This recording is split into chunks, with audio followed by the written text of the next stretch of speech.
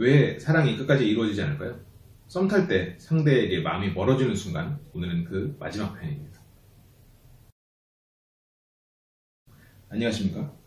생각하는 즐거움 G채널 LBC 소장 임철웅입니다. 고양이 여자입니다. 강남오빠의 연애연수 특별편처럼 진행이 됐어요. 어떻게 보면 썸이 깨지는 그런 순간들인데, 오늘은 저희가 이제 마지막 편을 준비를 했습니다. 네. 몸과 지식의 실망, 이로 좀 잡았어요. 그러니까 좀 겉모습 그리고 속모습에 있어서 충격적인 반전이 실망으로 하게 되는 거죠. 이게 말이 어려서 그렇지 그거죠. 쌩얼. 그리고 예를 들어서 남자 같은 경우는 이제 어느 순간 딱 봤는데 너무 관리가 되지 않은 몸, 뭐 예를 들어 그런 게 있을 수 있고, 이게 이제 눈으로 보이는 것들, 그리고 이 사람의 지적인 부분도 너무 갑자기 무식함이 드러나는 거, 뭔가 이런 충격적인 그런 반전, 부정적인 반전의 순간들을 좀 모아서 좀 얘기를 해보려고 해요. 혹시 또 어디서 들어본 얘기 있나요? 아니 요즘에 자꾸 들어본 얘기를 자꾸 어디서 주워오더라고. 그래서 제가 들어본 얘기가 있는데 네. 제 친구가 썸 타는 남자가 있었어요. 근데 그 남자가 모자를 주로 자주 쓴 거지. 캐주얼하게. 되게 괜찮은 거지, 스타일이. 네. 잘해볼 생각이 있었다 하면서 노래방을 갔는데 얘가 그 모자를 벗더라고. 만난 지 2번 만에 모자를 벗더라고. 근데 여기가 휑한 거야. 머리가 없으셨군요. 아니 이게 처음부터 그러면은 그럴 수 있는데 이게 그런 상태로 지금 화면을 보고 계신 분들이 많을 텐데 앞으로 어떻게 감당하시려고? 전 영상 안 본 지 꽤 오래됐어요. 네네네. 앞으로 몇 개월이셔가지고. 그렇죠. 그러니까 물론 사실 알고 나서 만나는 거랑 아무런 생각 없이 보는 거랑 약간 차이가 있잖아요. 그렇죠, 그렇죠. 게다가 파마까지 한 거야.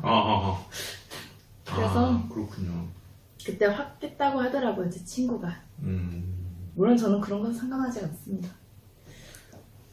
이게 아니 왜 이를 악물고 해? 무슨 말을 못하겠잖아. 아니 왜 이를 악물고 말씀하세요? 저는 그렇죠. 그러니까 사람마다 뭔가 그 포기할 수 없는 기준들이 있을 텐데, 그쵸. 그게 이제 딱 드러나는 순간 뭐 그럴 수도 있겠죠. 그럴 수도. 이런 비슷한 류 중에 하나는, 그러니까 내가 감당할 수 있을 것 같은 외모였는데도 불구하고 안 되는 것들이 있는 것 같긴 해요. 그러니까 지난번에도 얘기를 했지만 저녁에 이제 갑자기 찾아가서 이제 그 사람한테 뭔가 선물을 주려고 딱 갔는데 너무 이제 내가 생각했던 이미지가 아닌 거지. 이게 어느 날 딱 나왔을 때는 딱 오피스룩에, 예를 들어서 오피스룩이 꼭 좋다는 건 아닌데, 예를 들어서 그런 딱 이미지, 그런 뭔가 스마트한 딱 그런 이미지였는데 딱 갔는데 동네 아줌마인 거야. 아니면 동네 아저씨인 거야. 예를 들어서 막 그 잠옷 같은 거 입고 슬리퍼 끌고 그리고 막 헝클어진 머리에 이렇게 해서 나온 거지.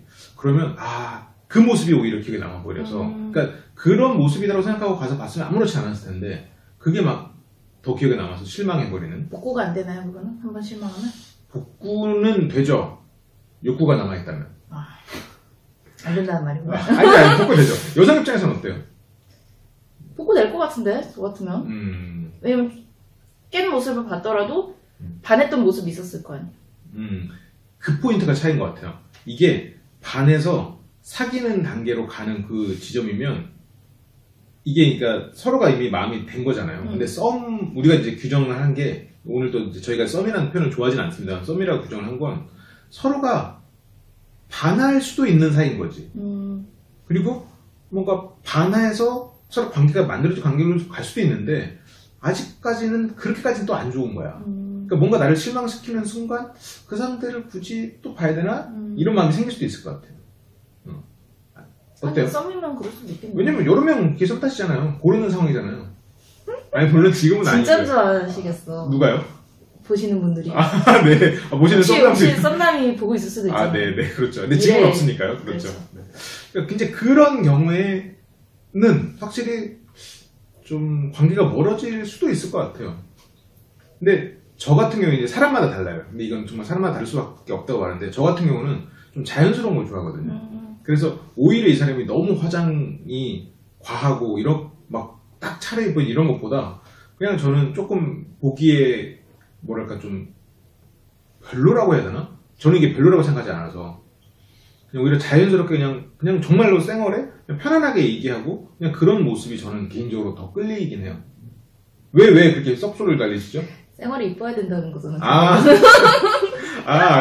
그렇게 해석도 될 수 있구나. 그치. 쌩얼을 봤는데, 내가 가까이 다가가기 싫은 정도면 그건 어차피 안 되는 거 아니에요. 때려 봤는데 움찔하면서 뒤로 물러서게 돼. 그리고 안 그런 척 해야 되고 막 그러면 그거는 좀 그렇죠. 인정합니다. 그렇죠. 네. 아니, 본인이 뭐 그런 사람은 아니잖아요. 왜 내가 뭔가 이런 수모를 겪어야 되죠? 그렇습니다. 이게 이제 비주얼적인 거고, 예를 들어서 남자분들이, 그러니까 주변의 여성들이 얘기를 많이 듣잖아요. 네. 좀 그 주변의 여성들은 솔직하게 어떤 얘기를 하는지 좀 들려줘 보세요. 어떤 남성의 그런 충격적 비주얼들이. 예를 들어 아까는 이제 머리가 조금 벗겨지시는 걸 얘기를 하셨고, 또 있을까요? 비주얼이요? 네. 아, 내가. 근데 그것도 있더라고. 냄새? 아, 냄새. 냄새가, 이게 이상하게 그 친구랑 저랑 아는 사람인데, 이렇게 썸을 타고 있었단 제가 좀 말이에요. 떨어져 앉을까요? 이렇게 알고 있는 사람인데, 손 냄새가 안 나거든요? 코가 좀 둔감해서. 근데 얘는 자꾸 냄새 난다는데. 다 괜찮은데 냄새 때문에 싫다 이거지. 약간, 후각이 예민하잖아요, 여성분들은. 네네네. 그래서 약간 냄새로도 약간 깨기도 하지 않을까? 그게 실은 되게 심해요. 그 사람의 냄새가 포함한 정보가 의외로 많거든요. 그러니까 우리가 막 생각으로 이해할 수 없는 것들, 그 이면에서 일어나는 그것들 중에 우리 냄새에는 면역체계 정보가 담겨 있어요. 실제로. 그리고 사람은 나랑 다른 면역체계를 가진 사람을 원하고. 아, 같은 면역체면 냄새가 안 좋구나. 네. 같은 면역체계를 가진 사람은 냄새가 안 좋게 느껴진대요. 실제로 그래서 어떤 실험을 했냐면 사람들의 옷을 남녀를 쭉 해갖고 한 몇십 명을 옷을 입혀놔요. 못 벗게 해. 한 일주일 넘게. 그 다음에 그 옷을 벗긴 다음에 그 옷을 이렇게 좀 짜가지고 거기서 이제 만드는 거예요. 그 액기스를. 정말 그 사람의 냄새의 정수가 되는 거죠. 그걸 이제 딱 정제를 해가지고 쫙 갖다 놓고 가장 고약한 냄새를 고르라고 하잖아요. 다 자기 고르라. 다 자기 거가 제일 심하다, 제일 역겹다라고 고르는 거예요. 그 냄새의 정수를 딱 뽑아내서 그 면역체계가 만들어내는 전 냄새를 딱 뽑으면 되게 신기하죠. 그래서 내가 가장 냄새가 괜찮은 사람의 냄새가 실은 나랑 다른 면역체계를 가진 사람이고 그 사람에게 끌릴 가능성이 높다는 거예요. 근데 또 재밌는 건 얼굴 생김새는 또 달라요. 자기랑 비슷하게 생긴 사람을 좋아해.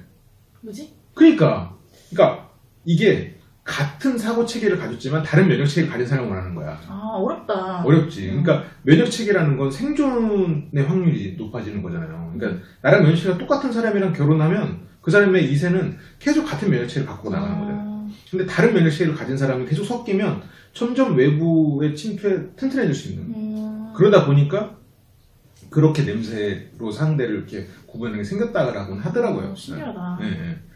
그래서 아까 외모 같은 경우에는 어떤 실험을 했냐면 그 사람들 외모가 있잖아요. 그래서 그 사람들의 얼굴을 기반으로 다른 이성 얼굴을 만드는 거예요. 그래서 내 얼굴이 기반으로 생긴 이성과 근데 그게 저거 내 얼굴이 기반이다라고 딱 인식하기까지는 조금 다르지. 그것보다는 조금 차이가 있는데 어쨌든 내 얼굴을 기반으로 합성해서 만든 거예요. 근데 다 고르게 했을 때 자기 얼굴을 기반으로 한 얼굴의 점수를 더 높게 줘요. 평균보다.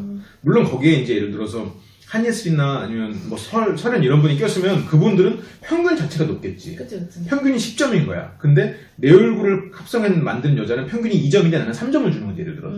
그 차이가 커지는 거지. 그러니까 내 얼굴을 기반으로 한 얼굴에 훨씬 더 호감을 느낀다라는 거. 참 재밌는 부분이 있죠. 그런 부분에 있어서. 어쨌건 냄새는 그만큼 중요한 것 같긴 해요. 맞아요.